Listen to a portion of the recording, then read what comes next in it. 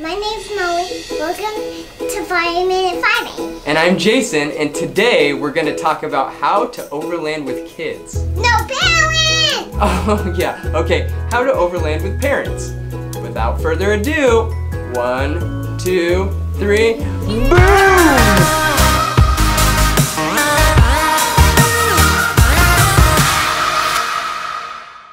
So we've been traveling with kids for quite a while. Marley's 3 now, and we've had her out on our adventures ever since she was about, 6 weeks old. So we picked up a few things along the way that makes traveling a little easier with kids. And I've broken it down into 3 categories: gear, games, and a few good tips for you parents. The first thing we're going to talk about is car seats.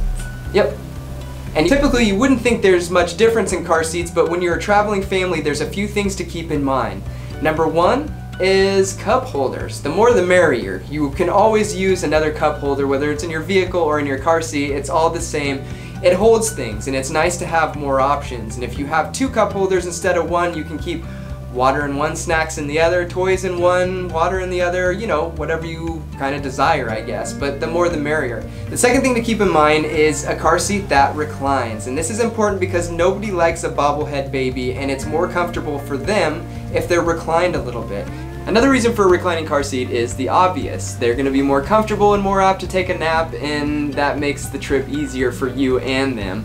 The third and final thing with car seats is placement. And it's more comfier for more room. That's right, it is way more comfortable for them if they have a little more room.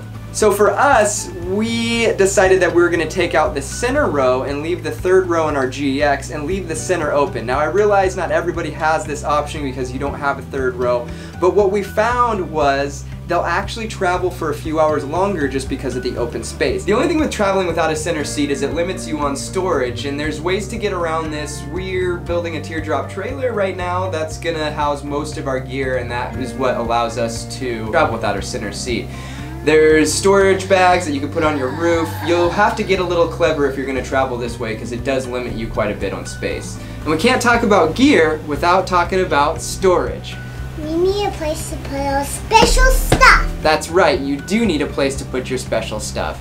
And there's a couple solutions we have to store all that stuff. You always want to make sure you have enough snacks, extra clothes, maybe a couple blankets, and a great place to store this is a backseat organizer. You can pick these up on Amazon. They're relatively inexpensive. Some of them have cup holders. There's all different kinds of configurations, but you'll be able to find something that works for your situation. The second thing we use to organize all their gear is Molle panels. And I don't know if you saw the last video I did on camera gear, but I'm kind of a nut for the Molle system right now. We were lucky enough to run into Orange Box Fabrication, and they make a Molle panel specifically for the back windows of the GX, which is perfect for us because that's exactly where the kids sit, and this gives them a place to house their toys, their extra stuff, and it's right next to them and accessible.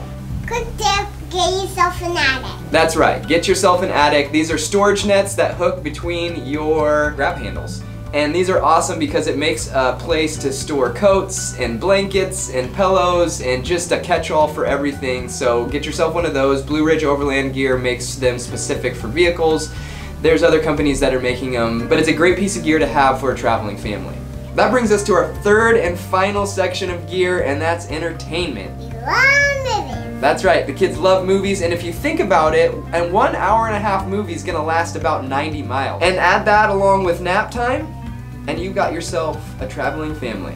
There's a lot more stuff that we bring, and I'm sure there'll be a lot more stuff that you find that it's necessary for your family, but that gives you kind of an overview of what gear we work with. So for our second topic, we're going to talk about games. Let's play some games. That's right.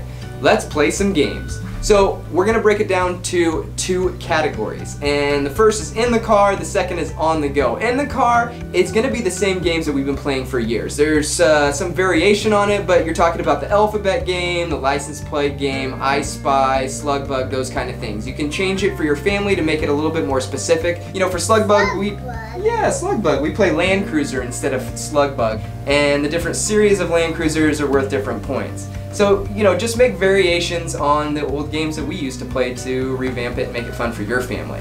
What I really want to talk about is on the go, and these are the ones that make it really fun for the family. So the first one we're going to talk about is geocaching. Now, everybody knows what geocaching is, fun activity.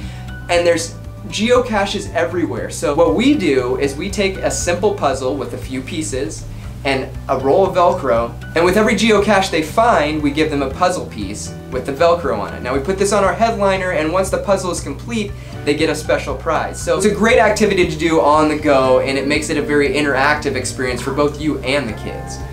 Now the second on-the-go thing that I'm going to talk about is the Junior Ranger Program. Pretty much every national park in our country has a Junior Ranger Program, and it engages the kids, it gives them activities to do in the park while it teaches them about how the park developed. My kids are still a little bit too young, but through talking to other parents, you actually learn a lot more through doing this with your kids than you would if you just visited the park. They get a special badge or patch at the end of the program if they finish it, and it gives them something to do while we're at national parks. And our third and final category is... a few good tips for your parents. That's right, a few good tips for us parents. We're probably already over our 5 minutes, so I'm going to blast through these quickly. But the first on our list is routine is king, and I know this is difficult. It's difficult to do at home, much less on the road, but it keeps everything running smoothly. If you can keep a smooth routine, it helps to make the whole vacation a little smoother. The second is travel during nap time. Even if you have kids that don't typically take naps, you can travel after lunch, the times that they typically get a little sleepy, and it'll help the time pass quicker for you and them. Gas stops and bathroom breaks need to happen at the same time. The way we've found to encourage this is if they go to the bathroom, they get a special treat when they stop at the gas station. So that kind of helps. Another quick tip is exercise. This is a good time to play a quick game of tag, or if your kids are older, you can see how many push-ups or jumping jacks they can do in a certain amount of time. But expending some energy when you're on a gas stop, it's a good way to alleviate tense car situations. Last but not least is ease into it. Go into it slow and make sure that their first experience is an unforgettable experience, because then they'll want to come back time and time again. If their first experience is miserable, it makes it hard to get them to come back and want to do it again. And this goes for pretty much anything in life. Make it a really fun experience. Maybe don't camp the whole time, or camp at a campground and do some activities. You're giving away all the secrets. I'm giving away all our secrets? Yeah. Well, not all of this is going to apply to everybody. Some of it's more age specific, and you're going to have to be a little creative to adapt it to your family. So this was fun. Was this fun? Yeah. Yeah, this was fun. Well, thanks for stopping by for this 5-Minute Friday. Go subscribe to our channel. That's right. Go subscribe to our channel and comment below and let us know what tips you've picked up along your family travels. So until next Friday, see you later. Say bye. Bye. See ya! And the first thing we're going to talk about is...